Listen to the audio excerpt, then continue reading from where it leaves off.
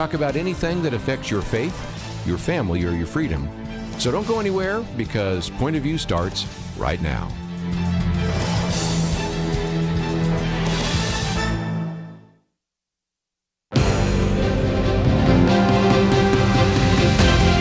Across America, live, this is Point of View.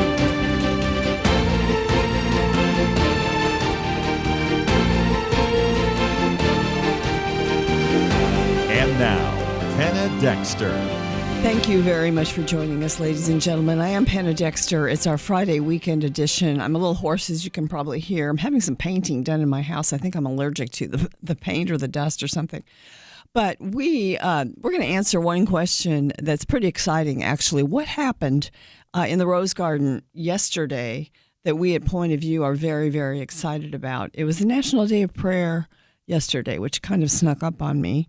And President Trump held a gathering there, and we're going to talk about it a little bit later. And also, we're going to talk about a Supreme Court case that First Liberty Institute actually has been involved in that was heard this week, and some changes in President Trump's foreign policy team, and a lot more. With me is Liberty McArtor. She is a writer here at Point of View and one of our on-air co-hosts. I'm so glad you're here, Liberty. Thanks, Penna. Excited to be here today. It's good to have you. We're also going to be joined by Ryan Gardner from First Liberty Institute in just a few minutes. So I think we've got a fun show today, lots of things to talk about. I did want to kind of bring up some of the things that is just in the news today. And one of those is the White House budget. This is the budget that the president puts forward that he hopes will be passed. And his budget's calling for $163 billion in federal cuts. And this is in addition to many of the cuts that the DOJ folks have already identified. So this is $163 billion. And then there is some increases in the military budget, which is absolutely needed at this time. But this is a fiscal budget plan, and it would be for next year. And as I said, many of the cuts were already unilaterally implemented by the president. But it excludes the Pentagon as well as Social Security, Medicare, and Medicaid, even though some people keep trying to say that those are going to be cut. Apparently, under this president, they absolutely are not. And it proposes $1 trillion in defense spending, a 13% increase. And certainly our military, I hear, recruitment is way up. People are much more enthusiastic about joining the military. So that's one piece of news that I think is kind of goes right along with the fact that we've got 177,000 jobs added last month, in the month of April. And that's kind of a shock to some of the people that are saying our economy is deteriorating. Mm-hmm. Yeah, that's great news, especially since we have had this crisis in the workforce of so many people unable to find jobs, demotivated. And so I think anything when you're seeing more jobs added and you're seeing even things that have traditionally attracted a lot of young men like the military, and you're seeing recruitment go up, then I think that's a positive. And so, again, I know a lot of these proposed cuts are not going to be popular, but if you look at what we need to prioritize right now, I definitely think that the military and national security are a couple of those things. Well, a lot of the programs that are going to be cut have to do with DEI, which the president has already said that federal departments need to get rid of any vestige of DEI. And many companies are doing it also, just on their own. So that's one thing. Also, a lot of the climate sort of nonsense that's out there, there's money being spent by our federal government on quote-unquote climate change, climate science, and some of that now is considered a waste. And, let's go back to, maybe a more balanced energy picture. So, some of these cuts, they might not be popular with some people, but I think they're going to be very popular with others. Mm-hmm. Yes. That's a great point. I mean, and a lot of these too, as we learned with the education issue, this isn't necessarily meaning that the federal government isn't going to be involved in those things at all, even though it'd probably be good if the federal government was involved in less. But way less. it's more of a restructuring in some regards, I think, where do you need an entire department or, an entire wing of the bureaucracy to be doing some of these things that are excessive, or can the core functions be performed, somewhere else in a more efficient way, and then you can cut away the bloat? And I think that's what we're seeing. Yeah, and with the Department of Education, it's not just excess. It's sort of leftist ideology that's often pushed and required by the federal government, going down to states that don't even agree with it or don't want to. Also, there's another piece of good news, and that is President Trump signed an executive order seeking to end federal funding for NPR and PBS, public radio, public television. Is something that I wrote a commentary on about a month ago, and certainly we've wanted to do that for decades. He's got an executive order, and again, Congress should be doing that also, but at least he's getting the ball rolling. Well, yeah, I do think that the more we can get done congressionally, the stronger that's going to be, because, it does seem like every time there's a new president, you have executive orders, undoing executive orders, and then redoing the executive orders. But, I am 100% in favor of a free press, as are you and everybody listening. But we've seen definitely a lot of bias from some of those publicly funded programs. So I think it's good to, again, cut the bloat and say, what the government needs to fund absolutely right now when we're so in debt, and then what does it not need to fund. Yes. And, when those two, NPR and PBS, were begun to be funded by the Corporation for Public Broadcasting with taxpayer funds, it's part of their funding. We had 4 television networks: ABC, CBS, NBC, ABC, and then NPR. It was one of 4. Now we have hundreds. We have all kinds of platforms for communication, and we have plenty of choices. Anybody can communicate, and anybody can access the news that they need to access on the internet. So if they want to get a liberal channel, they can find one. I think we do have more options, so it's a good reminder for us as consumers to make sure that we read carefully and widely to make sure we're getting balanced perspectives. But again, there are so many options, especially with the internet. Anybody can really find the news that they're looking for. Yes, absolutely. You don't have one kind of gatekeeper or 4 gatekeepers for the news anymore. If you look, you can find what you want. I try to consume some that I disagree with. I do have a subscription to the Washington Post, for instance, because I just want to see what they're saying. And, it just kind of gets me energized in the morning sometimes to read some of their editorials. And then, the Wall Street Journal is becoming, I hate to say it, but because it's a paper that I've depended on, it's becoming a little bit more irritating and critical, I think, of some of the common sense agendas that are taking place right now. So, we've got a lot of friends, though, out there that are helping us. And, of course, Point of View is one of the alternatives that you all have, ladies and gentlemen, for your news and for your commentary, and also for your action items, because we have this little button that you can go to the website and find, don't we? Yes. So I want to encourage people, go to pointofview.net, and at the top you can click Take Action, and there are several different things that are usually up with current bills and legislation that you can directly contact your representatives just by clicking that. It's super easy, and it does make a difference. Well, stick with us, ladies and gentlemen. We are going to answer that question I posed before. What happened in the Rose Garden at the National Day of Prayer gathering yesterday? You're not going to want to miss it. Stick with us.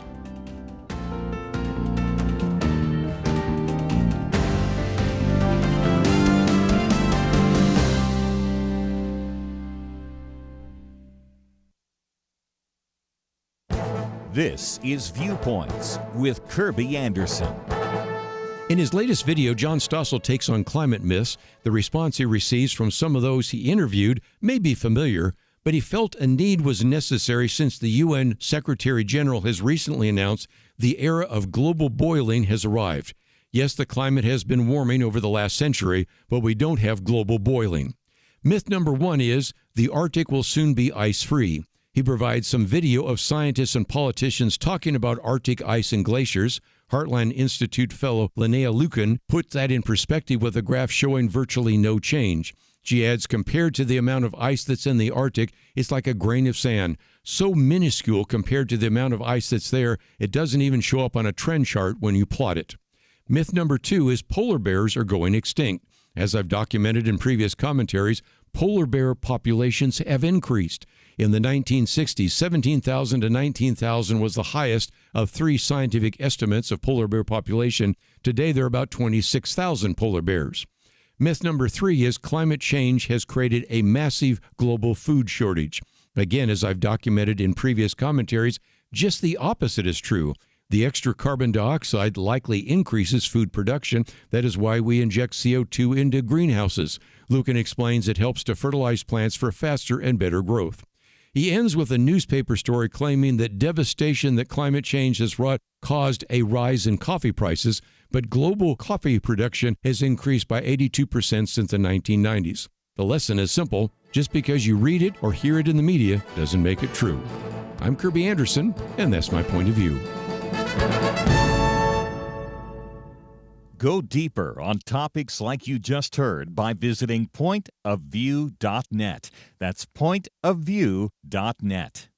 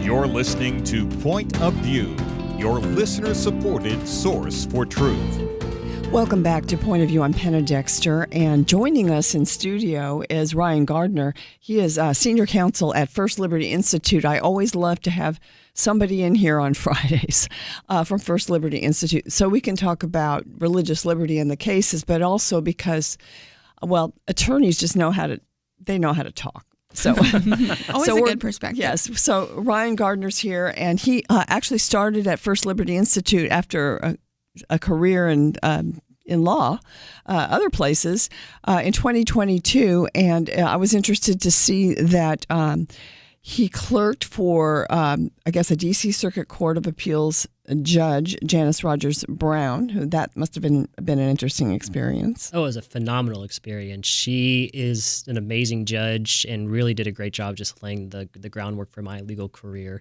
As good of a judge as she was an even better person. So that really? was just stellar across the board. Just humility, grace, intelligence, clarity, everything that you could want in a judge, she had.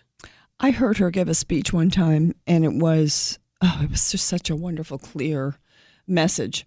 And also, Ryan also went to school in a beautiful place, Pepperdine Law School. I did indeed. Malibu was not a bad place to spend 3 years going to law school. And yes, I did read cases on the beach. Oh, how great. Nice. That's great. Just That get your sounds little amazing. umbrella out there, because you can really get sunburned in California because it's not that hot. Very true. That's where I grew up. Okay, well, yesterday, I kind of forgot that yesterday was the National Day of Prayer because May snuck up on me, and it's the first Thursday in May. So here it was, and I heard that President Trump was doing an event for the National Day of Prayer, which is wonderful in itself. And so I turned on Fox News, and I saw this. It was in the Rose Garden. And he was talking about the importance of religious liberty. He was talking about the importance of faith. And it was all very wonderful. And then he announced something that I knew was coming, and you all probably did too, was that there is a new White House established, and it's going to be in the West Wing, a Religious Liberty Commission. And he had made a formal announcement of that. And, I'll let you tell us, Ryan, who's on it that we know very well. Absolutely. Well, before I get too much into that, it might be good to just pause and take a step back to think about how far we've come in just 4 short years. If you turn the clocks back 4 years ago, where were we? We were in the middle of the COVID-19 pandemic. Churches across the country were being shut down by the government and told that they could not gather. If you wanted to go to Walmart, that was fine. In Nevada, if you wanted to go to the casino, that was fine. Just if you want to go to a restaurant, all these places were fine. But the one place the government said had to stay shut no matter what was churches. And the last administration did nothing to help solve that problem. And so First Liberty had to do a lot of cases and bring a lot of lawsuits on that front. We just passed the anniversary of Easter a few weeks ago, and we actually brought a case where a church wanted to have a drive-in Easter service in their cars. And the mayor said that was unlawful because COVID could somehow jump from one car to another and could cause devastation. And so we brought one of the first lawsuits in the nation challenging this, and we helped to turn the tide where shortly thereafter the Supreme Court ruled that churches cannot be discriminated against in this way, and that if you're going to let the restaurants be open, you're going to have to let the churches be open too. You cannot discriminate against religious entities. And so what you're seeing with President Trump now is we have established a Religious Liberty Commission with religious thought leaders from around the country. And it's really exciting, and it's a very stellar list. I was looking this over. So we have Texas Lieutenant Governor Dan Patrick, who we all know pretty well. And he's the chair of it. As the chair. Yeah. You have Dr. Ben Carson as the vice chair, and he's a very familiar name as well, and very familiar in the Trump administration. He served in the previous one. You have Ryan Anderson, a great thought leader. He's been in on a lot of important issues and written a lot of really important articles on religious liberty. Then if you just keep going down the list, and there's so many great people, thought leaders, Pastor Franklin Graham, Cardinal Dolan. You have some great litigators as well. You have obviously Kelly Shackelford from First Liberty Institute, which is a huge honor to be on this list. And you also have Allison Ho from Gibson Dunn, who is one of the preeminent litigators in the country on religious liberty type issues. And so this is a really great team that has been put together here to help highlight the history of religious liberty, its role in our culture today, and what its role should be going forward. We need to stay very vigilant, I think, in this country, and that's what I've always appreciated about First Liberty is it doesn't matter who's in the White House, because it was part of the time that you were fighting for these against these COVID restrictions. Biden was president, and they weren't helping at all. They were not helpful in that regard. But so we're very happy to see our colleague and friend and co-host many times on Friday, Kelly Shackelford, that he was appointed, partly because of the success of First Liberty in the Supreme Court. We're going to talk about a case that was even heard this week, later in the program, but also that this is a very principled and powerful law firm, and he's the only leader of such a religious liberty firm that is on this committee. So you need to have one of those people on the committee. I'm glad it's Kelly because, number one, Kelly's just so nice and friendly, and people like talking with him, and he's such a clear communicator. So I'm thrilled. I know you guys are proud of him. I hope that you don't miss him too much if he's, taken away and sent to Washington or somewhere else to do some of that work. But I'm glad that God has, given him this additional duty. Absolutely. Kelly's a busy man, but we're up to the task, and we are excited to assist the White House in any way that we can.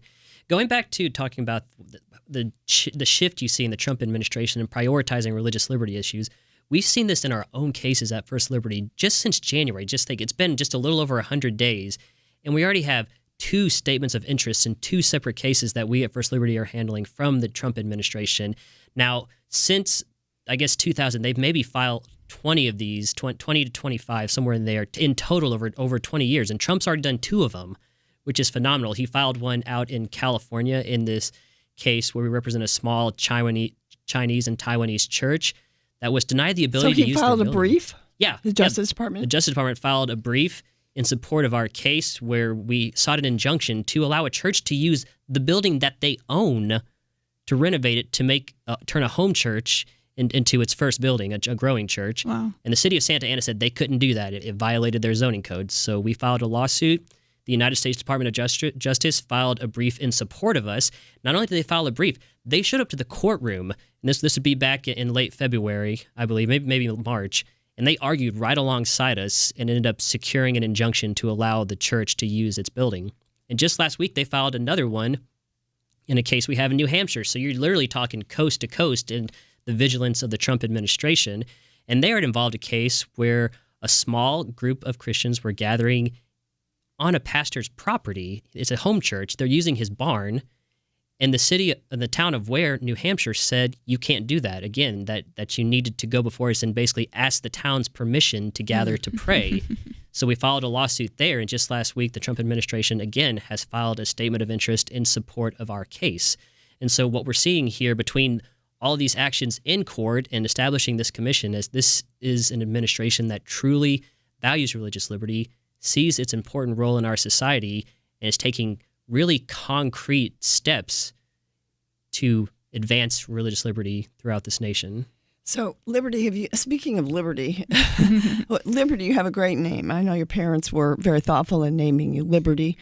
And I'm so glad that you're co-hosting Point of View, and with that name, it's just perfect. I just love that image. But, it just seems like the government is tending to go after churches, or different governments, city governments, state governments, in some cases are going after churches and not allowing them certain rights, or, the ability to do what the church does, or the ability to expand. Mm-hmm. And so, I'm seeing that, and I'm glad that there's help for them. Oh, absolutely. And, I'm really glad, just another reason that I'm glad that Kelly is on the commission is because I feel like First Liberty does such a good job of, really knowing what's going on the ground. And of course, you've got the Supreme Court cases, but you also have, the girls on their, at school and their, performance, wanting to sing a Christian song, or, the teacher who wants to put a cross by her desk and things like that.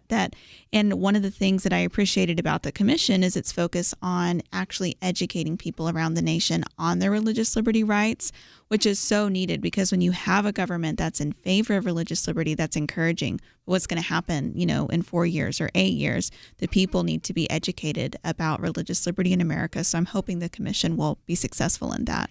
Well, and they're in the West Wing, they're in the White House.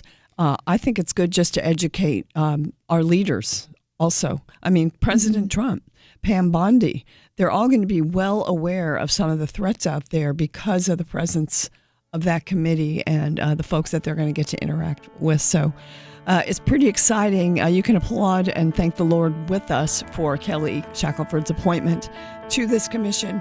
We've got so much more to talk about, including a case that was argued before the Supreme Court this week. Many years ago, they began saying that we live in the information age. Well, today there is so much information coming at us from every direction. The hardest thing is to discern which issues are really important and how can I make a positive impact without wasting my time trying to figure out accurate information. Let me give you a suggestion to help with that. Visit pointofview.net. Look at the tabs across the top. Find the one named Viewpoints. Kirby Anderson and others on our team are constantly watching for news to identify those issues that you really need to know about. They boil things down in a brief summary, and then you can decide if it's something on which you want to learn more and get involved. Again, when you go to pointofview.net, click on Viewpoints, you'll see exactly what I mean. You'll see the issues that we are covering right now. And when you like what you see, I honestly think you will, you can slide on over, enter your email, and get them automatically sent to your inbox each day. That's it. Take a minute now, be informed. Pointofview.net, click on Viewpoints. Point of View will continue after this.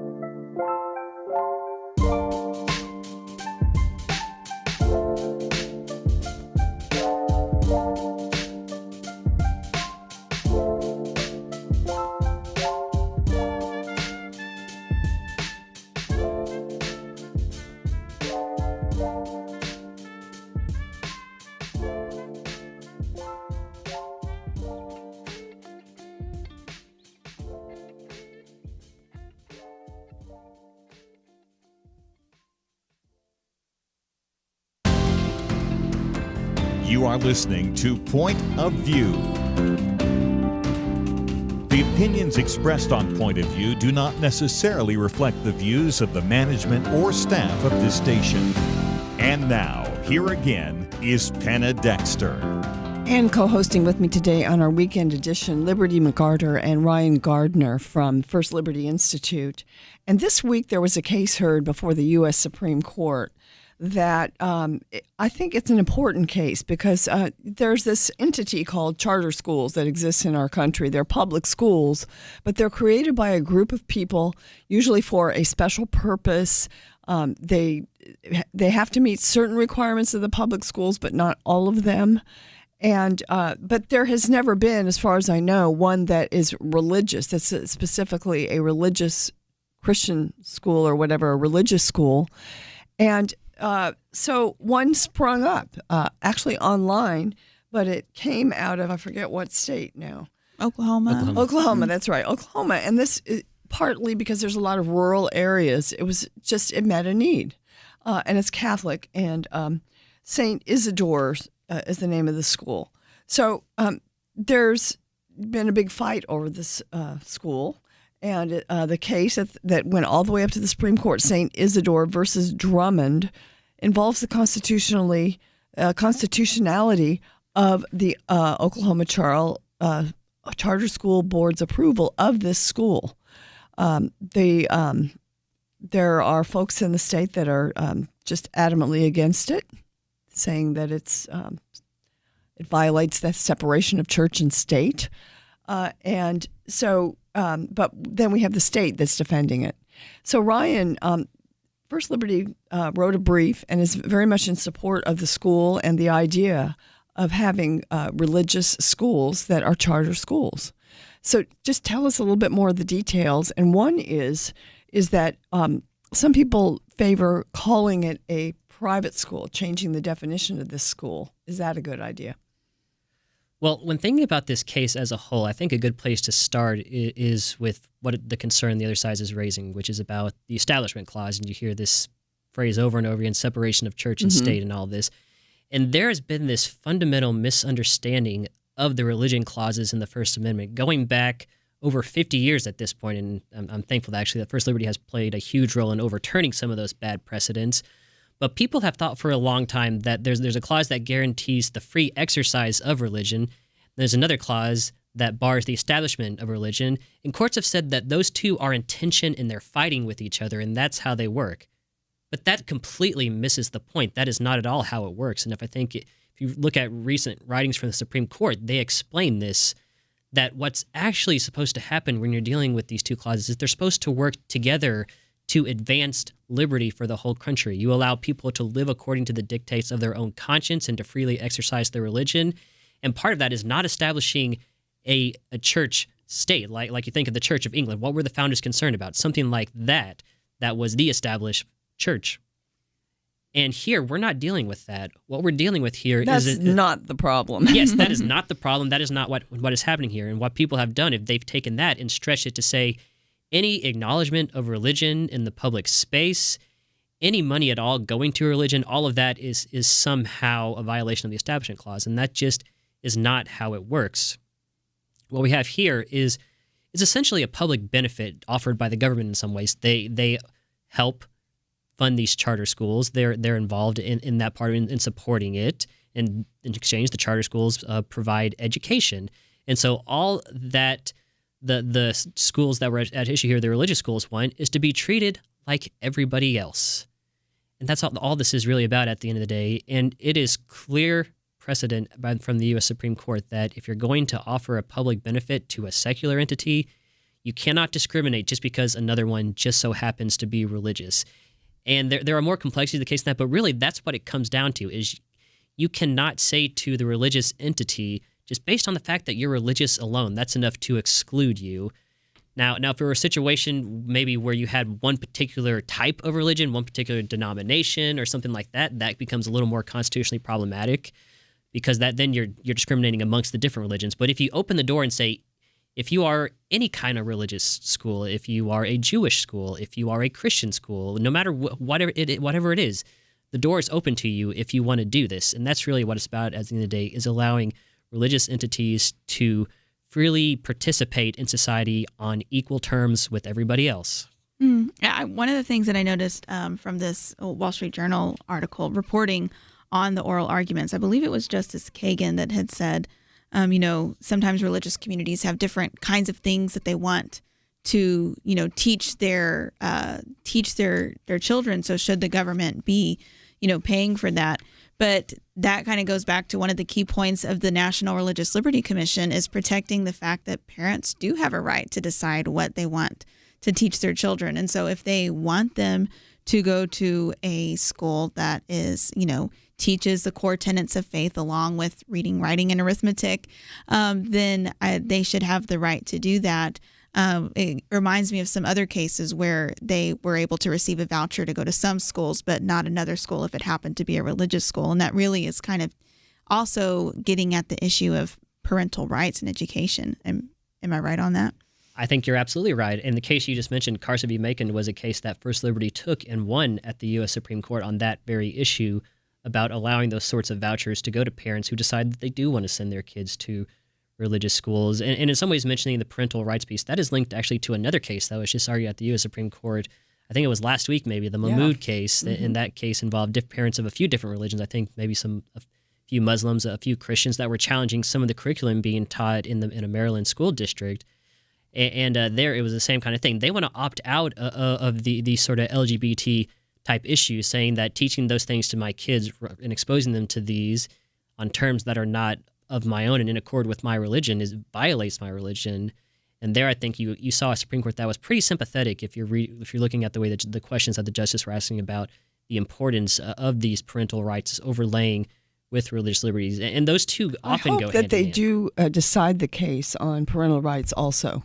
And they do. In addition. I think, it's not an either or. I think it's a both and, because if you're a parent and raising your child, I think one of the most important things that you do is teaching and establishing your faith and passing that on to the next generation. That's maybe one of the most important thing a parent can do in a lot of ways. And I'm sure parents across the nation would agree with me on that. And so leaving a space to allow them to do that is so important, and supporting their efforts in doing that, and having these sorts of options like these religious charter schools. That's just another way for parents to do that and also allow their children to receive quality education just across the board.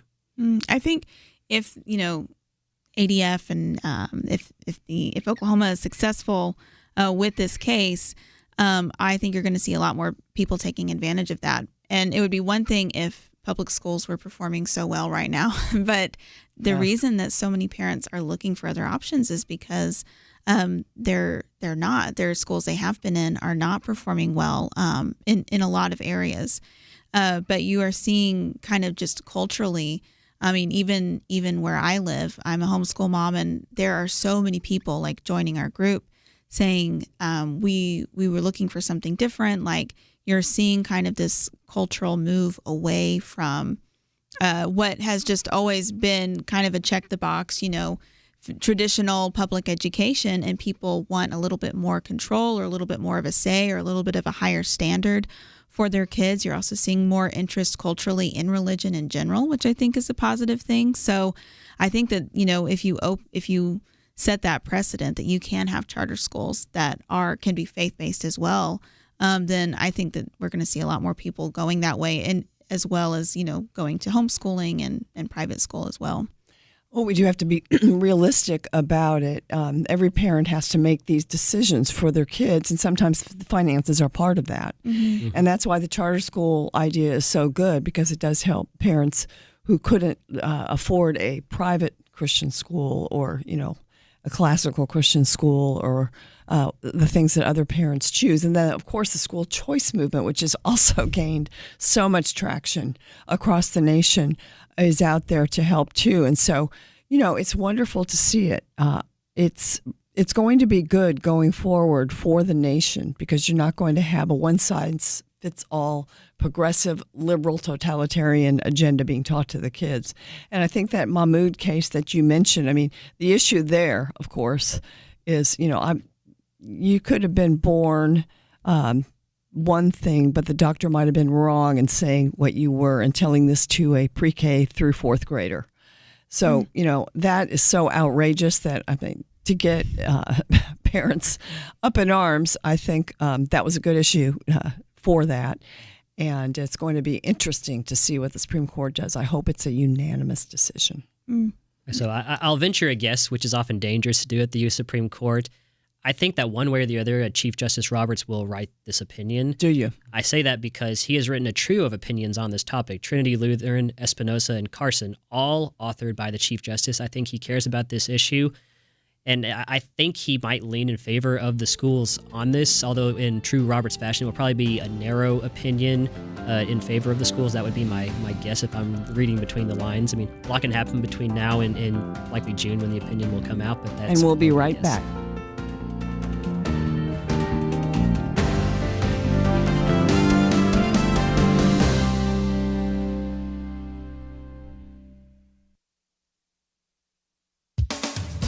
The Wall Street Journal's Alicia Finley says American waistlines have ballooned in tandem with government welfare. Her recent column addresses the connection. She points out that about 3/4 of adult food stamp beneficiaries are overweight or obese. She points to studies that show that people on food stamps eat less healthily than other low-income Americans. One such report, released by the Foundation for Government Accountability, reveals that 11% of food stamp dollars go to sweetened beverages and candy. That's more than is spent on fruits, vegetables, eggs, pasta, beans, and rice combined. The food stamp program is supposed to support nutrition. Alicia Finley wonders, are Skittles nutritious?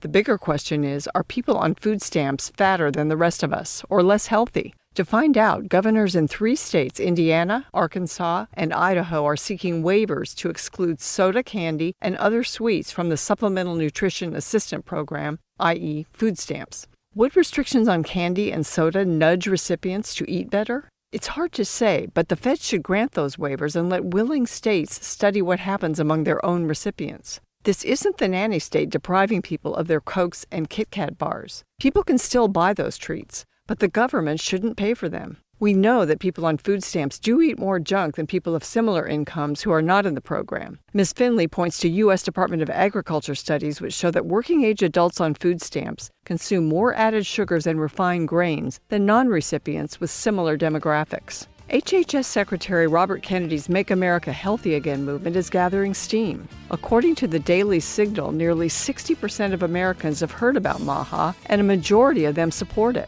A key component of the agenda involves promoting healthier ingredients in foods. Let's quit subsidizing junk food and let this healthier agenda take root. For Point of View, I'm Penna Dexter.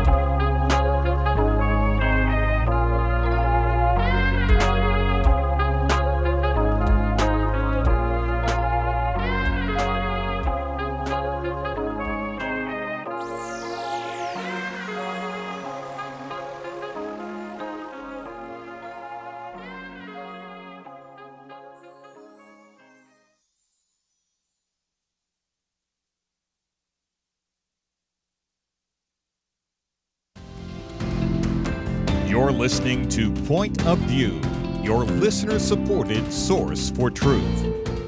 Welcome back to Point of View. We're doing religious liberty this hour of the weekend edition, and a lot of people know a lot about this one case, a church called Dad's Place up in Bryan, Ohio, and Kelly and Jeremy Dyes and a lot of the attorneys from First Liberty have given us the descriptions of the case, but you're working on this, Ryan, so tell us what happened this week.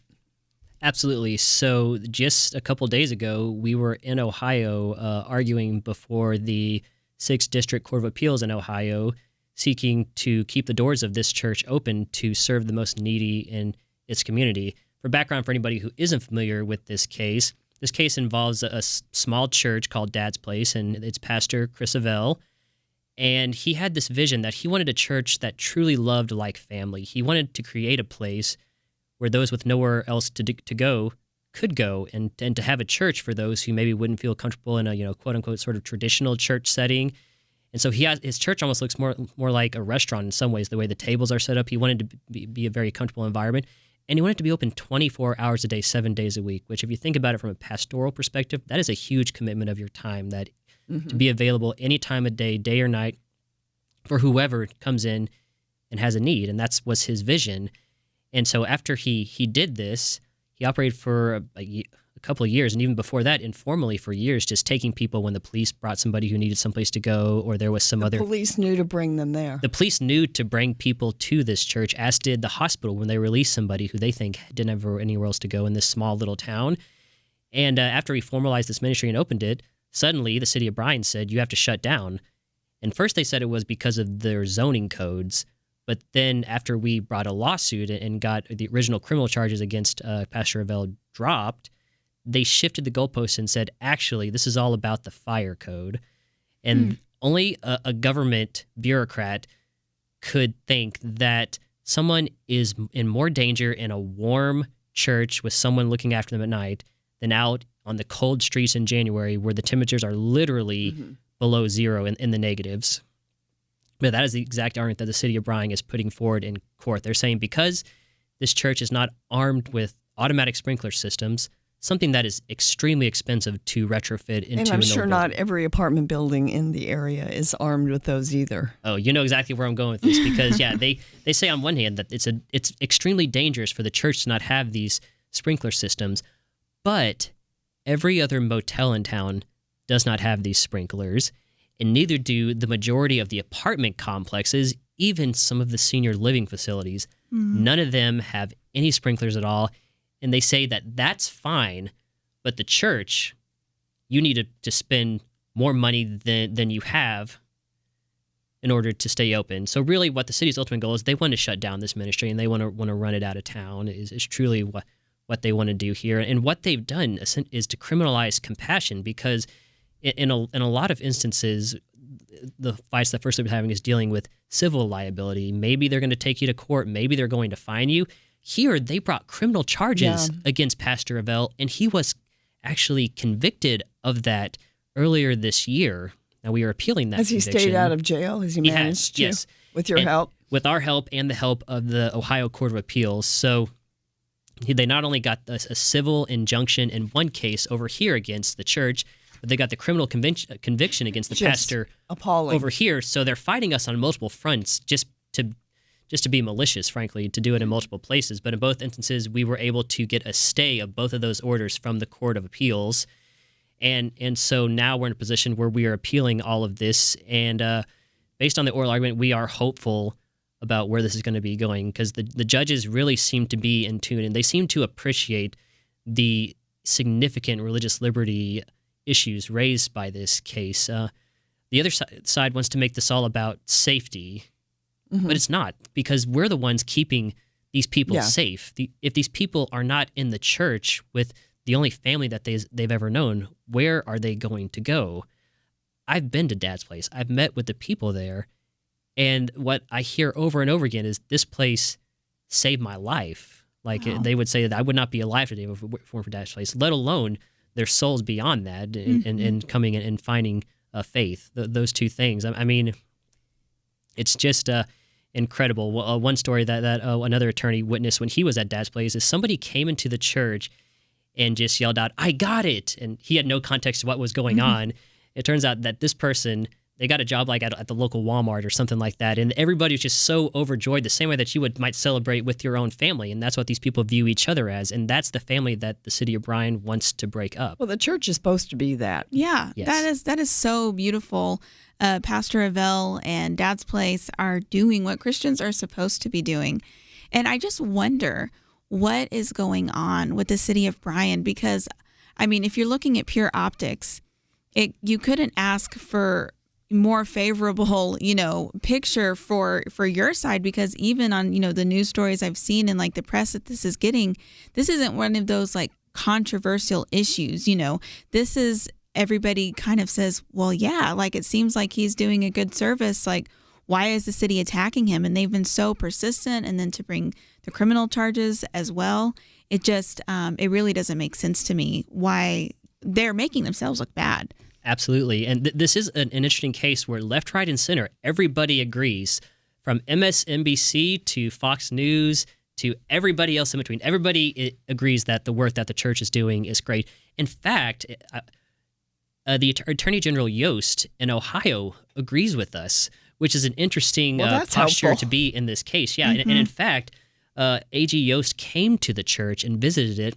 I believe it was the very day that the injunction came down ordering the church to shut down its ministry, and he was moved to tears by what he saw. Wow. He was so moved that after he got word of this injunction, his office jumped into gear, wrote a brief in support of keeping this church open, and they were actually at the arguing right alongside with the church, saying, City of Bryan, you are abusing the fire code, the state law that I am charged as Attorney General with enforcing, and using and weaponizing it as a petty tool of the government to shut down a religious ministry that you don't want in your town. And so we greatly appreciate A.G. Yost's leadership on this in the state of Ohio, and his willingness to fight right alongside us in this. You know, in many ways, it reminds me just thinking about what President Trump has done at the larger level. It is really encouraging to see government officials at some of the highest positions at both the state level and the national level, that they see the importance of churches and the work that they do and are stepping up and joining the fight to assure that the churches can continue to be a light in their community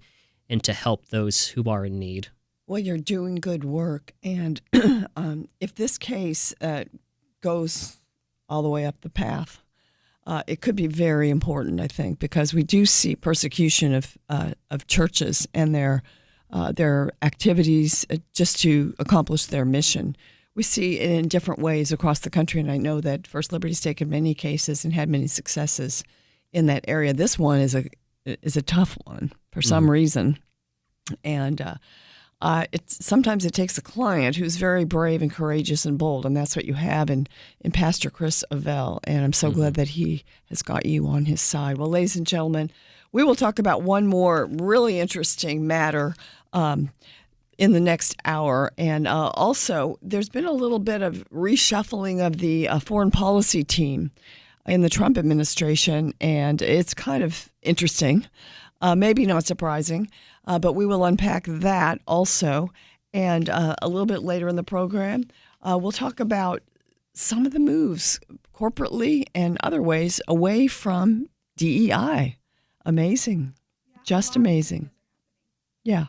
There are a lot of changes on a lot of fronts. And that's what we're going to discuss for the rest of the program here on our weekend edition on Point of View. You've got Liberty McArtor, Ryan Gardner, and I'm Penna Dexter. Stick with us. We'll be right back.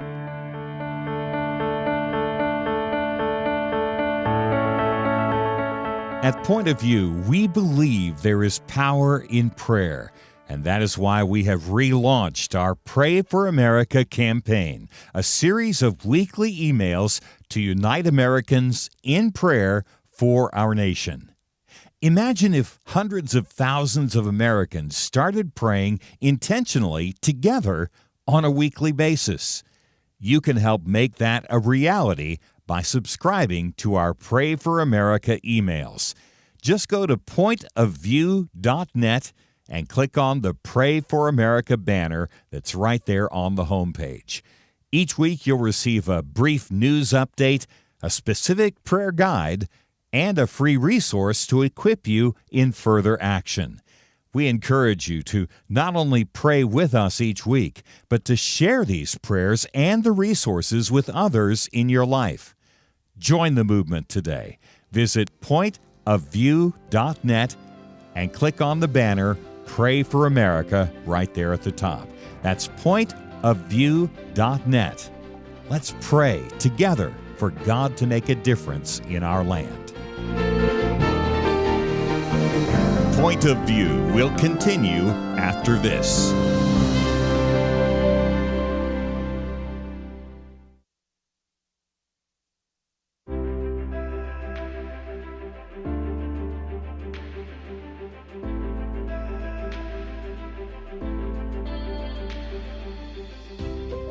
just wanted to tell you, too, how much I have appreciated Point of View over the years. I've always been taught that we take care of our own, and I feel like Point of View is one of our own because of the Christian worldview that you do promote. And so I have become a partner today, and I just want to thank you so much, and just God bless you for all that you do. Listen, I wanted to make a quick comment. I'm a relatively new listener to the show, and I really kind of stumbled upon it more than anything because I'm doing some driving now that I wasn't in the past. And my comment really is, I think you guys and gals are more right on about the assessment of this country right now than anything I've heard. You know, I go home and I tell my wife, you've got to hear what they're talking about on the show. It's just so right on. And I tell my parents the same thing. I'm 25 years old, and I started listening to Point of View about 4 years ago, and it has changed the way that I think and the way that I view the world around me. Point of View Radio Talk Show.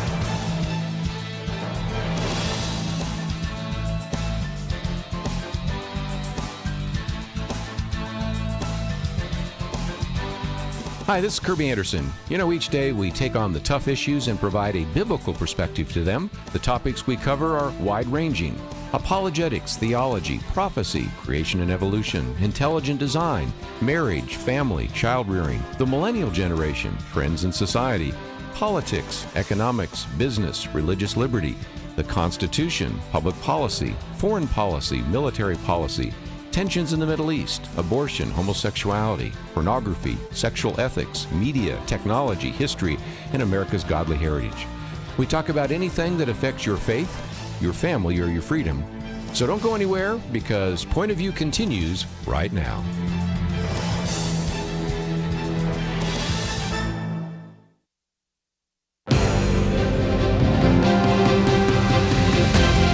Across America, live. This is Point of View.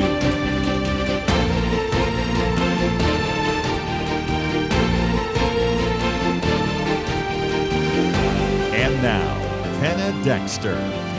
Welcome back to Point of View. I'm Penna Dexter, and I've got Ryan Gardner and Liberty McArtor with me in studio co-hosting. It's our weekend edition, and we're going to talk a little bit of news. The news cycle yesterday was kind of interesting on foreign policy because first of all, the news came out that Michael Waltz, who was a congressman from Florida, then he became the national security advisor. Then there was this, you probably heard about this call, kind of a group text, I guess, really, on Signal, in which he led the call and was sort of blamed for allowing the fact that a reporter actually got invited to the call and in on the call, and some things that that's debatable, that if there was anything that was really dangerous that was shared. But it's been a month of recriminations about it and accusations against Michael Waltz, National Security Advisor, and also Pete Hegseth, Secretary of Defense. And so President Trump stood with Mike Waltz, and, you know, he likes him. But yesterday, he let him go from the national security position. And so, you know, the left was happy and smiling. And then I don't know how long later, he appointed him to be the ambassador to the United Nations from the United States. So he gave him, I guess it's a consolation appointment in a sense. But that happened. And then the other part of it is, as a temporary National Security Advisor, he took Marco Rubio, Secretary of State, not out of the Secretary of State position, but taking both positions. And I'm old enough to remember that Henry Kissinger filled both of those positions back in the Nixon administration and did so very capably.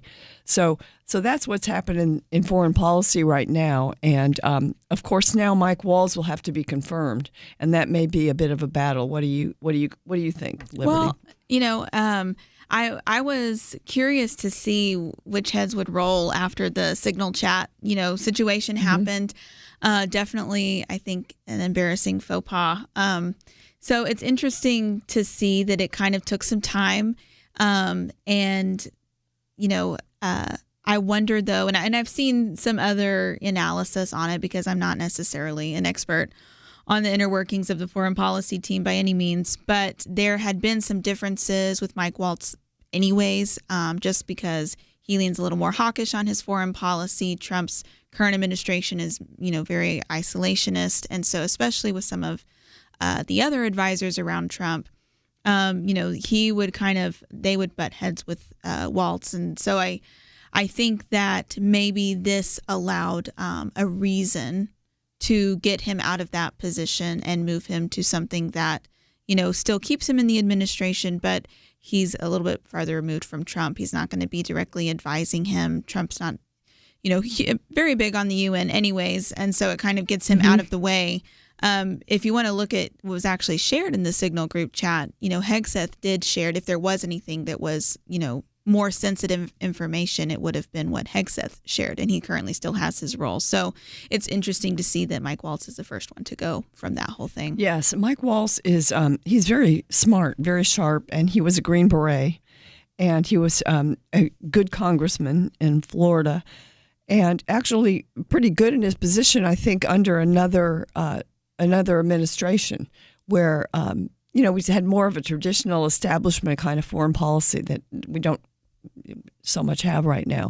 So he might have been a little bit more, he may have weathered that storm a little better. But a president also has the right to prosecute his foreign policy the way he wants to. I mean, he has to get some buy-in from others, but he's doing that. And I think it's in the second term.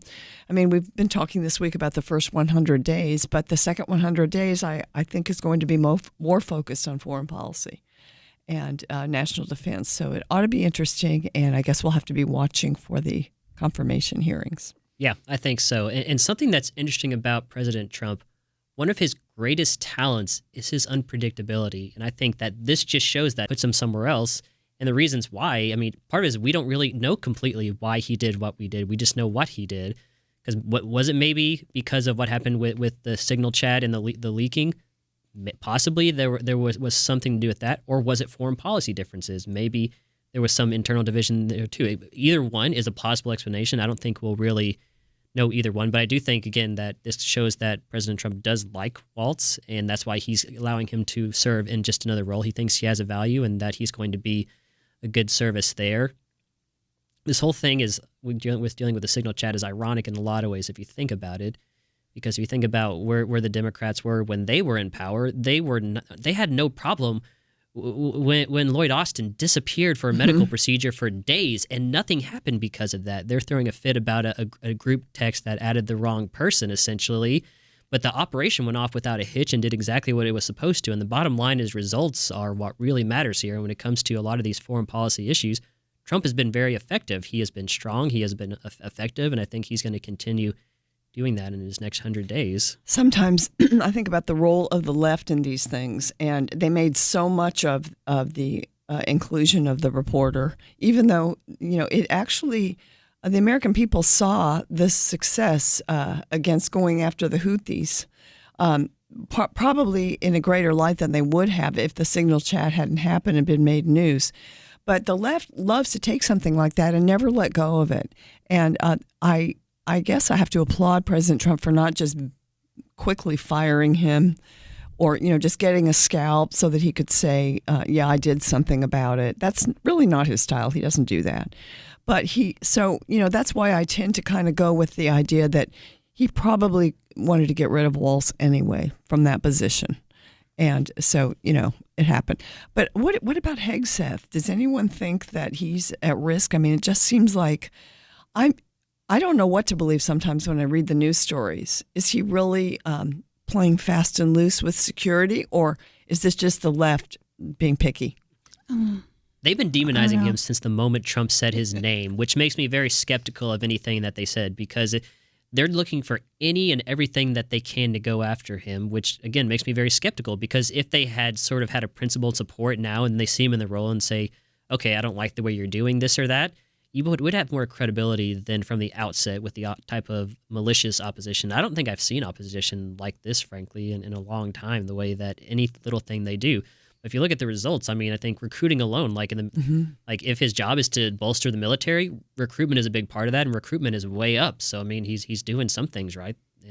Yeah. I mean, I don't know. I've heard, that when it comes to one-on-one, people are very impressed with Hegseth, and he's very likable and seems to be doing a good job. I will say, though, I don't think that security should be taken lightly. So I think that they're lucky that they didn't, even though it was not necessarily a friendly reporter, the editor of The Atlantic, they're lucky that he didn't leak anything before the strikes actually took place. And so with Hegseth, I know he's included his wife, in a lot of the meetings and talks and things like that. I don't really know. I just hope they're being careful, I guess, is my takeaway. Yeah. Amen. Ladies and gentlemen, stick with us. We've got more right after this.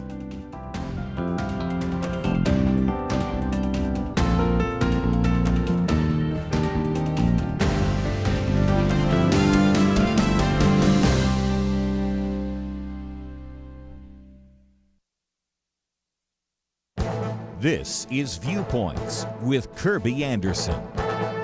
In his latest video, John Stossel takes on climate myths. The response he receives from some of those he interviewed may be familiar, but he felt a need was necessary since the UN Secretary General has recently announced the era of global boiling has arrived. Yes, the climate has been warming over the last century, but we don't have global boiling. Myth number 1 is the Arctic will soon be ice-free. He provides some video of scientists and politicians talking about Arctic ice and glaciers. Heartland Institute fellow Linnea Lucan put that in perspective with a graph showing virtually no change. She adds, compared to the amount of ice that's in the Arctic, it's like a grain of sand. So minuscule compared to the amount of ice that's there, it doesn't even show up on a trend chart when you plot it.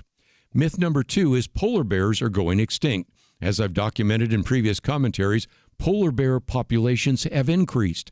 In the 1960s, 17,000 to 19,000 was the highest of 3 scientific estimates of polar bear population. Today, there are about 26,000 polar bears. Myth number 3 is climate change has created a massive global food shortage. Again, as I've documented in previous commentaries, just the opposite is true. The extra carbon dioxide likely increases food production. That is why we inject CO2 into greenhouses. Lucan explains it helps to fertilize plants for faster and better growth. He ends with a newspaper story claiming that devastation that climate change has wrought caused a rise in coffee prices, but global coffee production has increased by 82% since the 1990s. The lesson is simple. Just because you read it or hear it in the media doesn't make it true. I'm Kirby Anderson, and that's my point of view. Go deeper on topics like you just heard by visiting pointofview.net. That's pointofview.net.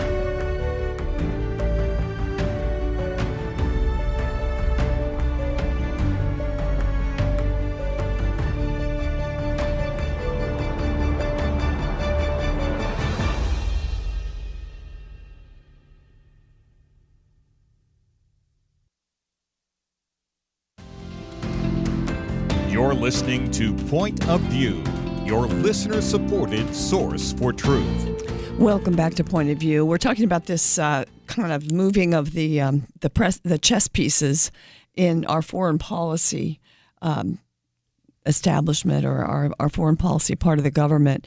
And I think one other interesting part of this is Marco Rubio and the confidence that President Trump places in him. And, you know, he did get a very good confirmation, support from both sides of the aisle. He's been a senator for a long time. When he was running for president, remember when we had 17 people running for the nomination? Of course, Trump was one. Rubio was one. And a lot of my friends supported him, and I didn't, because I felt like he was a little bit of a big government Republican. And he'd also supported comprehensive immigration reform and just some things that were, I don't know, they weren't things that I wanted to see in a president at all. And so, but he has really, I think he's taken the things that Trump thinks that are important and made them his own in a sense. And, you know, why else? Why do you think, Liberty, that he was actually appointed to another very responsible position in addition to being Secretary of State? Well, if I were to guess, it would just be the fact that he has been supportive of Trump's agenda so far. I mean, he had a busy first 100 days as well. I believe he's already visited 8 countries in South and Central America. And he is advocating for the top priorities of President Trump at the same time with the respect and kind of clout in D.C., with Congress. I mean, just the fact that he didn't have any opposition in the confirmation hearing process, as we discussed on the break. So I think that he is somebody that Trump trusts, but he knows that he can also maybe move some pieces that another person might not be able to, because he has those established relationships in D.C. already. Yeah. Do you think, wow, it just seems like a lot in this environment that you would have both of those jobs. I mean, yeah, that's one thing that came to my mind. You think you're busy? Just think about what Rubio's got on his plate right now between Secretary of State alone. I think he's managing the USAID or whatever's left of that. Yes. And then he's also a national security advisor. He has all these different hats that he's wearing simultaneously. At the same time, part of me thinks this is very on brand for Trump and the Doge movement. Have one person do multiple roles at the same time. That's efficiency at its best. So maybe that's part of it, is just showing that you can be more efficient than having 3 separate people do these jobs. And beyond that, I think it does go to trust of Rubio, and it shows that he's put him in multiple positions. And I think it shows that in his vision, he wants his Secretary of State and his National Security Advisor to be on the same team. And since it's the same person, there are obviously not going to be many disputes about a matter of policy. So I think that's also going to be very, very helpful, is to make sure that all these different departments are headed by the same person and they're all walking in lockstep. Yes, that's very important. The team of rivals kind of idea. I thought he had that in his first term, and it didn't work out that well. Well, I will say Mike Waltz lasted a lot better than Flynn, or a lot longer than Flynn in terms of the first national security advisor. So yes, he did. And I think Trump back then, since he was so new, he often listened to voices that he probably wouldn't listen to right now, more kind of traditional establishment foreign policy voices that he would not listen to at this point. So very interesting, and we'll be watching and to see how it works. And I do think that, he's all about cutting and making things more efficient. And sometimes I'm amazed at the numbers of people in departments. And you say that Doge went in and cut, so many hundred out of this department. And you're like, they have that many? It's just hard to imagine sometimes how big our federal government is. And it's also hard to imagine, do we really need all those people? No, we don't. We don't need a lot of them. So it's going to be interesting after the end of this term to see where we are with the numbers. Well, I want to go just to sort of some DEI-related topics, because that's been sort of a source of, I think, satisfaction with regard to those of us who've watched this agenda kind of advance over the last couple of really decades. And here's a story. This has to do with anti-Semitism at Harvard, but Harvard finally admits in its October 7th report that woke politics have wrecked the school. This is their report, and this is what other people have been saying about them. President Trump has demanded some changes at Harvard, and they're pushing back. But they've put together this report. It's a I'm trying to see. Let's see. The report is the process was in train well before October 7th. And the results, to use the words of a faculty member, the report cautiously cites, there was a general shift of power from regular faculty to para-academic administrators at Harvard.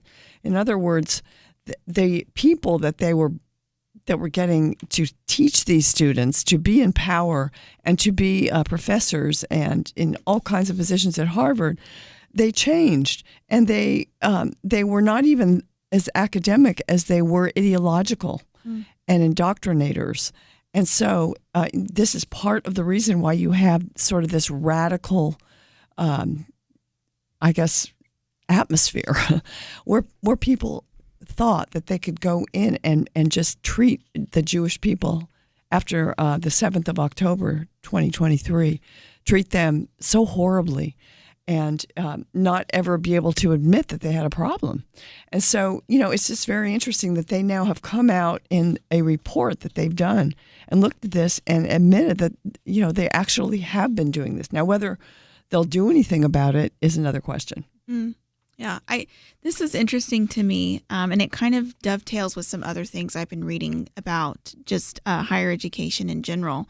One, I read a report that was from the perspective of a professor saying that in general, the trend for faculty is doing less, spending less time in the classroom, actually directly teaching, being with students, and spending more of their time, focused on research. And obviously, faculty wants to do that and, once they're tenured. But then I thought it was so interesting that they said that, it was the para-academic administration that was coming in and really pushing a lot of these changes. Another thing that I thought was interesting is I saw an opinion piece from one of the few conservative professors at Harvard saying for a long time, even among his liberal and more moderate faculty, they would say kind of on the down low, this is getting crazy, this is getting extreme. They didn't even agree with it. But they were giving away that influence. And I think that maybe just now people are feeling more emboldened to speak out against that. I just think it's interesting to see that this is kind of what happens as you've seen a lot of these changes in higher education. Yeah. They've studied it. They've come out with this report. But you have to always remember how much they're digging their heels in, because President Trump has said that he will defund Harvard, really, that federal funding won't go there. And they've been saying, okay, of course they have a huge endowment, but they've been depending on a lot of money from the federal government, and they have been digging their heels in. Do you think that that this report will change anything? We will see. When I think about Harvard and where they're at right now, the expression you reap what you sow comes to mind very much here, because they have been sowing this for decades. They have been less interested in doing the more traditional function of a university, which is, to provide a quality education. That should be the top goal. I mean, sometimes it's specialized for different career fields depending upon majors. But beyond that, the traditional reason that someone would go to the university is to get a generalized education, sort of liberal arts, sort of traditional Western education. And Harvard very much has been fighting against that for a long time. And so they created this new ecosystem that was permissive of less of being that and more about being an activist. And so when you give this permissive structure to students and they think that it's okay to engage in the kind of conduct that we're seeing, this is what's going to happen. If you turn the prison over to the inmates, then the inmates are going to run amok and do whatever they want. And that's what you have here is people who think they're not bound by any norms of society. They're not bound by the rules. And they're also young and inflamed with passion, which passion can be a good thing when directed in the right way. But here the passion is being directed in all the wrong ways for the wrong reasons. And you're seeing this sort of blatant discrimination against Jewish members of those communities. And it's appalling, frankly. Mm-hmm. Yeah, it is absolutely. appalling. Well, it's not just Harvard. At Princeton, one professor said, when being questioned, Chris Rufo reported this, we can't hire a white guy. We absolutely can't hire a white guy. So DEI is reigning in the Ivy League. And I don't think that we can turn around the Titanic quickly, if ever. But perhaps there have been some seeds of at least attempting to do that. Well, ladies and gentlemen, stick with us. We've got more of Point of View.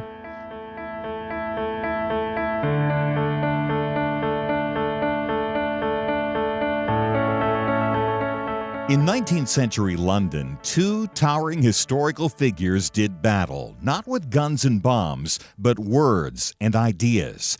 London was home to Karl Marx, the father of communism, and legendary Baptist preacher Charles Spurgeon.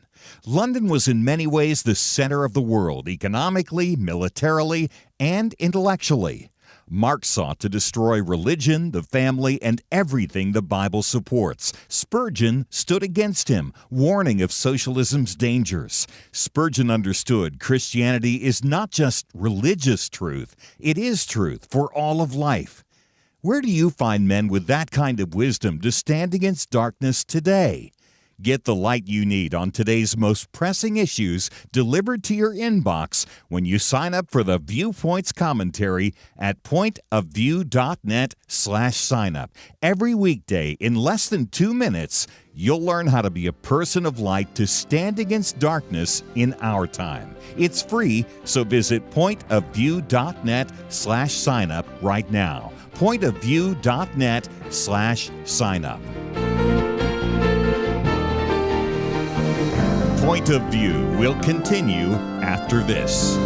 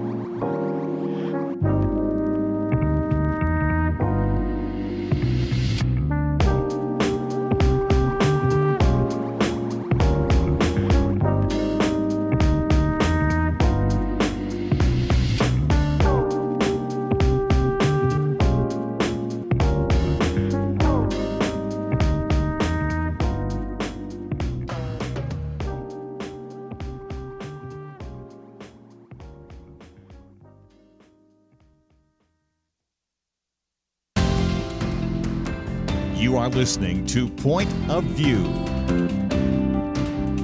The opinions expressed on Point of View do not necessarily reflect the views of the management or staff of this station. And now, here again is Penna Dexter. Well, we've been talking about wokeness and just ways that we're kind of fighting it, observing it, and then fighting it. And in one of the areas was brought up by the Washington Stand's Suzanne Bowdy. Suzanne Bowdy's at Family Research Council, and they put out a paper, a sort of a news publication. And this one says America is 4 weeks away from the LGBT movement's biggest party. That's the June Pride Month. And companies are already RSVPing, but guess what they're saying? They're saying no to it. 30 days out from Pride Month, the left's suffocating celebration of all things gay and trans. It's obvious the cause has long marched through corporate America hasn't just stalled, it's in full-blown retreat. Just 2 years after Dylan Mulvaney's catastrophic undoing of Bud Light, June's over-the-top extremism, at least as a wholesale business concept, is dead. Wow, I don't know if I'd go that far, but we'll see. She says it's taking plenty of influential mouthpieces with it. I'm thinking about Target, because Target was one of the early adopters of the LGBT.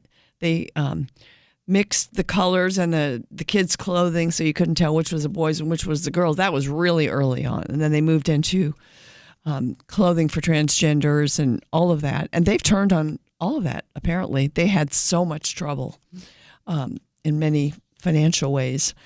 But Suzanne Bowdy is saying that for most CEOs, it's been a year of realignment. Dozens of major brands are following up on their commitment to drop DEI and progressive political causes with news that they'll no longer be sponsoring some of June's marquee events, because a lot of times corporations give money and they sponsor events, and they really advertise the Pride Month in their establishments.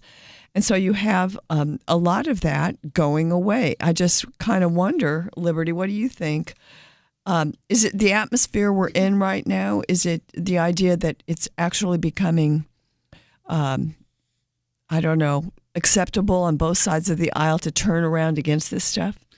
I think you are seeing a trend toward that, and I always like to look at what's happening with the younger generation. And so young adults are very left of center politically. However, you also have a generation that has been raised in a constantly online environment that's very heavy on virtual signaling. And you have to speak out about every issue. You have to say the right thing. And so my generation, as a millennial, I didn't grow up with the fear of being canceled. And I'm really glad I didn't, because, I'm definitely had some, dumb opinions whenever I was in high school or in college. But I think a lot of kids today have grown up, even in high school with just their whole life can be torn apart by making a mistake or saying the wrong thing or offending the wrong person. And so, not to say that people shouldn't think before they speak, but just it's gotten so extreme. And so I think in general, people are just kind of tired of that. They want to be able to maybe go to the store or buy a certain product and not just have it be shopping. It doesn't matter your religious belief or your sexuality. Just go buy what you need. Go to Starbucks and have a cup of coffee. Yeah, and I think that people are just really stressed out. We're just constantly being inundated with agendas, and you have to do this and you have to do this or you're going to get canceled. And I think people are tired of that. So even, you are seeing more traditional liberals or moderates as well saying, I'm tired of the cancel culture. And I think with it, some of these overtly kind of like posturing moves that corporations have done for a long time, which very much was just to get clout, really, for the month of June, and then poof, gone, afterward. And so I think people are reacting against that. Something that comes to my mind when thinking about this is the corporations now are sort of taking the approach that Michael Jordan did in the 90s with Air Jordan. If you might recall, back in the day, they were pressuring him to become political. And his response was something to the effect of, Republicans buy sneakers too. And so his approach is, not wanting to push any potential customers away. And so there's that practical sort of aspect on it. But beyond that, I think just looking culturally, I mean, some like to point to the election of Donald Trump as the reason that all this has happened. And I think that certainly plays a part. But I believe that politics is often downstream from culture. And I think Trump actually won in part because of his positions on these issues. And I think you can look back to the backlash against Bud Light when they had Dylan Mulvaney featured as one of their spokespersons. It tanked him. And that maybe was a foreshadowing of things to come, frankly. If you look now at that and then what led to the culmination of Trump getting elected, there's definitely a connection between the two about how society at large views these kinds of issues. And frankly, when we're thinking about Pride Month and the like today, what the majority of people are thinking is not about the L, the G, or the B, but the T. That is the most prominent part, this fight over transgenderism. And that is just a topic that I think the American public in general is just not on board with. I think you see this in poll after poll. You see that these are like 80+% issues, which there's very few 80% issues in our country today on something like should boys be allowed to play in girls' sports? People overwhelmingly say no, and this idea of men invading spaces that were set aside for women. Again, no is what the American public is saying. If you think about children and doing irreversible damage to children with the surgeries and the different hormones, again, these are things that the American public is not on board with. And so I think the corporations are recognizing that this is toxic, and associating their brand with something that is toxic is only going to hurt them. So they were all on board, I would say about 10 years ago. You had the Obergefell decision in the Supreme Court, same-sex marriage. It became more popular in opinion polls of the American people. More and more people began after that to support it, same-sex marriage, think it was okay. But then there was this overreach about the T, the transgender agenda. And I think they should have quit maybe while they were ahead, but they didn't. They didn't. And I don't think they have it in them to quit because it's just a whole sort of progressive shift that is taking place to really erase the differences between men and women. Yeah, I think you're right. I think Ryan's correct. This really goes beyond even, the transgender issue, especially with regard to minors, goes beyond the traditional right and the left. And that's why you had coalitions, years ago when this really started to make headlines of, progressives, lesbians, Christian women coming together to protect women's rights and to prevent women's erasure. And, when you started to see this movement, really take off. And so, again, especially with the kids, you've seen, people who are very progressive, who used to work in gender clinics, actually come out and blow the whistle saying, hey, we're harming kids here and I don't want to be a part of it anymore. So once it became associated with that, I think Ryan's exactly right. Like, that's something that the majority are against. And I don't think anybody, that's probably partly playing into it too. And just in general, not wanting to have anything to do with that when they know that that's an issue that is quickly losing favor. So do you think that just the average everyday consumer has had anything to do with this? I don't know how much. I mean, I know that I don't think a boycott does any good unless you go and speak with whoever you're boycotting, or at least send them mail or emails or whatever and let them know. It doesn't do any good just to boycott. Do you think that's happened? I think so. Again, I think that's a good point, that if you are going to boycott, then let the, people need to say why. And maybe here's some things that I would like to see changed before I would patron your company again. But I know I think that that's kind of what turned around at Target, or at least started it, because people had been boycotting that for a long time. And then you eventually saw their policy change after a few years. Same goes for Bud Light, frankly. I mean, we go back to that again, but after that, no company wants to be the next Bud Light when it comes to this and have their shares take a nosedive like the way that theirs did. And so instead of risking it, they've decided that this isn't worth the risk. So whatever small benefit we were getting, which, I mean, I think the article that you pointed out suggests is diminishing more and more year after year, because they always want more and more. They say, we're not going to engage in this. We're going to stay above the politics on this all. And frankly, I mean, they don't want to upset the administration because the administration has taken a hardline position on this. And so to the extent that they can be silent, not even like on the other side, but just stay silent and not disagree with the president and the administration, I think they're making a calculated choice on that end as well. Well, it's a good trend. And if you want to, there's a really great article posted at pointofview.net on this. It's by Suzanne Bowdy at a Washington Stand. And it lists some of the companies that are actually turning from this. So many of them, I think, just got on the bandwagon and supported it. And they're finding that it's not helpful to them anymore. So, go to pointofview.net during the break and check it out. And we'll be right back.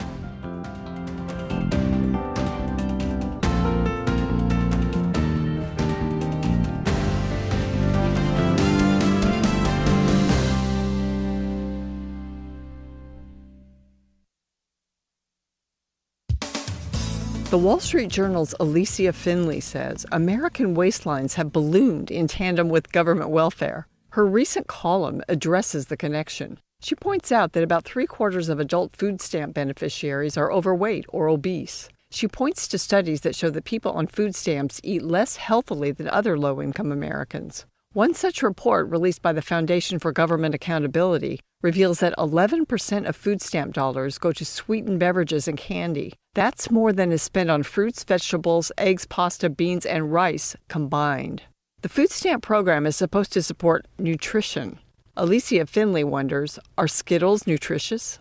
The bigger question is, are people on food stamps fatter than the rest of us, or less healthy? To find out, governors in 3 states, Indiana, Arkansas, and Idaho, are seeking waivers to exclude soda, candy, and other sweets from the Supplemental Nutrition Assistance Program, i.e. food stamps. Would restrictions on candy and soda nudge recipients to eat better? It's hard to say, but the feds should grant those waivers and let willing states study what happens among their own recipients. This isn't the nanny state depriving people of their Cokes and Kit Kat bars. People can still buy those treats, but the government shouldn't pay for them. We know that people on food stamps do eat more junk than people of similar incomes who are not in the program. Ms. Finley points to U.S. Department of Agriculture studies which show that working-age adults on food stamps consume more added sugars and refined grains than non-recipients with similar demographics. HHS Secretary Robert Kennedy's Make America Healthy Again movement is gathering steam. According to the Daily Signal, nearly 60% of Americans have heard about MAHA, and a majority of them support it.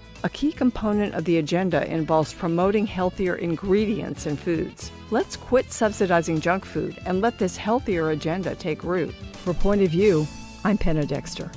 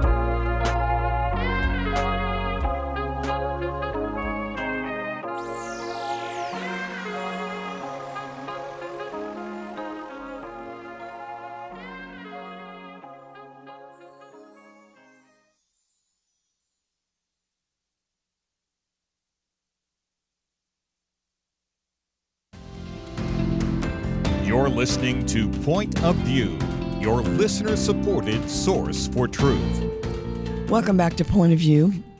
Losing my voice here, but I'm going to let my co-hosts talk about my commentary, which if you were listening online, you may have heard it. It depends on if your station is airing it. But it was about food stamps and really how they're subsidizing people's terrible eating habits. And should we be doing that? I mean, should we really be doing that?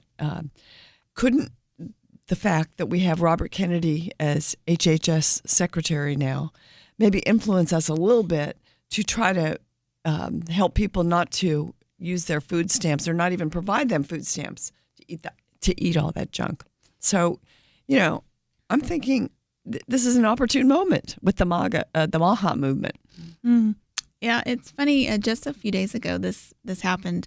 First thing in the morning, of course, my little ones like to ask all kinds of questions. And so my 3-year-old started asking about eating garbage food. And I was saying, what are you talking about? Like, oh no, did my toddler go through the trash or something? And his older brother, who translate for him, says he means junk food. And, they had gotten some candy and they were talking about junk food. But, really that is kind of accurate because it's so bad for us. And what I think is, I'm glad that you highlighted this because we should be encouraging people to be healthy. And if you are providing a benefit for somebody who is needy, who needs help buying groceries, and the kind of things that you allow to qualify for that is junk food, then that's what people are going to buy. And there is such a thing as, being malnourished, even though you're not technically starving. And I think that that's a very common problem in America. So if you can encourage people and help people to be able to buy healthier food, if they're going to need food stamps, then I think that's a positive thing. And I think that, again, this is one of those issues that isn't really not too partisan because a lot of people are waking up to just how unhealthy so much of our food is and how many bad ingredients there are that we have in America, even that, isn't necessarily so much of an issue in other nations. And so I'm interested to see where the MAHA movement goes in terms of making our food healthier. And I think providing healthier options for food stamp recipients is a good place to start. There's a couple of states who have who really want to test this. They want to put some requirements on food stamps and then see if this helps in people's eating habits and their health and their waistlines. Because, if you just look at the studies of this, 3/4 of adult food stamp beneficiaries, according to one study, are overweight or obese. And as you said, having a lot of fat on you doesn't necessarily mean you're healthy. You get to eat a lot doesn't mean you're healthier. It depends on what you eat. One report, which was released by the Foundation for Government Accountability, reveals that 11% of food stamp dollars go to sweetened beverages and candy. Those are huge amounts of what food stamps are spent on because they're not only delicious, I guess, to some people, but they're also addictive. So they cause you to eat more and more of that particular food. But that 11% that's spent on sweetened beverages and candy is more than is spent on fruits, vegetables, eggs, pasta, beans, and rice combined. So people are going the wrong direction with it. What could we do about it? I think there are things you could mark if they use a card for their SNAP benefits, you could mark it. You could say it's only available for this and that. Is that the nanny state? Well, a couple thoughts on this whole issue. One is there's going to be a direct link between diet and medical needs, I think, that we're seeing more. I think the RFK Jr. appointment is sort of helping to bring this to the forefront, that the food we eat, what you put in your body, is going to have a direct effect on your health. And frankly, chances are that if you are on government assistance for your food, then you're probably also on some sort of government assistance for your health care as well. And so if the government wants to incentivize eating a healthy diet on one end, it'll benefit the people, but it will also benefit the government.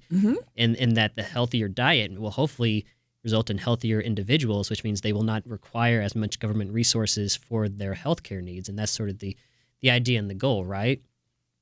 On the other side, I find this debate interesting because, on one hand, we are very much a people who love personal liberty, and we want people to have the freedom to choose. If you love McDonald's, then go eat McDonald's, and things like that. But at the same time, these are people who are not necessarily having their own liberty, but they are dependent upon the government in some ways. And so when you take a government benefit, it just is traditional across the board for the government to often put some sort of strings attached to that to advance whatever policy the government has deemed desirable. And if the government deems that having healthy people is desirable, it makes sense to put some sort of conditions on these kinds of things. I think that the devil is in the detail on some of this because it's about drawing lines in the correct places. And maybe that's why it's good to maybe at the state level and let the states do a little bit of experimenting among the states about how do you go about doing this? Because in principle, it sounds very easy, but when you get down into it, how easy is it to decide what is and is not junk food?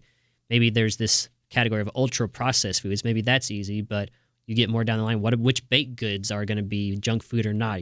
How much sugar is going to be enough to push it from being a sort of normal nutritious sort of thing to being in that junk food category. And so I think those are the sorts of things that we'll need to think through with going forward. But the general principle makes absolute sense to me. Well, it does make sense. And, some people will come back and say, well, that's telling me what to do. That's impinging on my freedom. And you just have to come back and say, well, there are certain things that if you really want them, you buy them yourself. This is the federal government buying your food. And so, we do get to decide. We do get to help you make better choices. Otherwise, why are we even doing it? You're making their life worse and them unhealthy by giving them sugar and sweet drinks. You're hurting them. You really are hurting them. They won't say that to you, but you are hurting them. So we should not be hurting people with our government benefits. We should be helping them. It is a little bit hard, like Ryan was saying, because, on the one hand, there are so many health epidemics, especially, when you are more low income.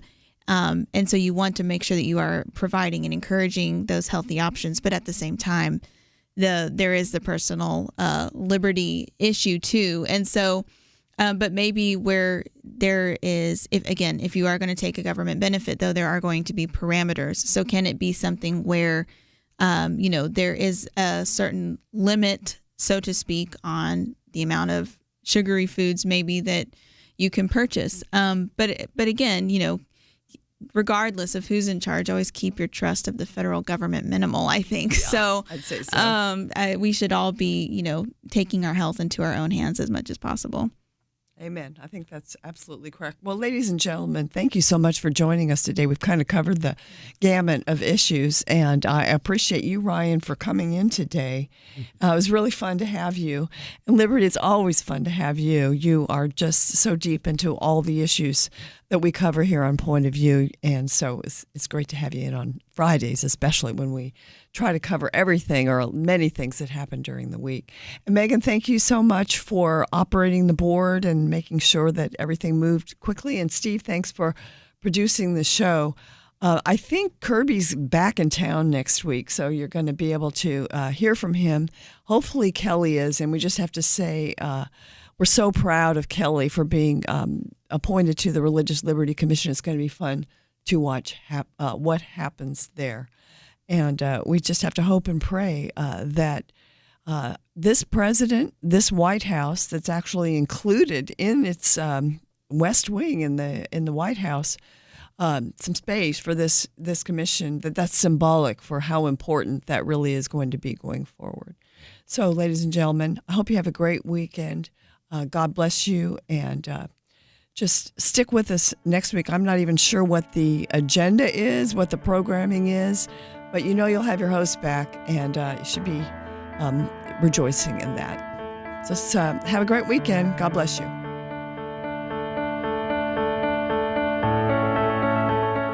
It almost seems like we live in a different world from many people in positions of authority. They say men can be women and women men. People are prosecuted differently or not at all, depending on their politics. Criminals are more valued and rewarded than law-abiding citizens. It's so overwhelming, so demoralizing. You feel like giving up. But we can't. We shouldn't. We must not. As Winston Churchill said to Britain in the darkest days of World War II, never give in, never give in, never, never, never, never yield to force, never yield to the apparently overwhelming might of the enemy. And that's what we say to you today. This is not a time to give in, but to step up and join Point of View in providing clarity in the chaos. We can't do it alone, but together, with God's help, we will overcome the darkness. Invest in biblical clarity today at pointofview.net or call 1-800-347-5151. Pointofview.net and 800-347-5151. Point of View is produced by Point of View Ministries.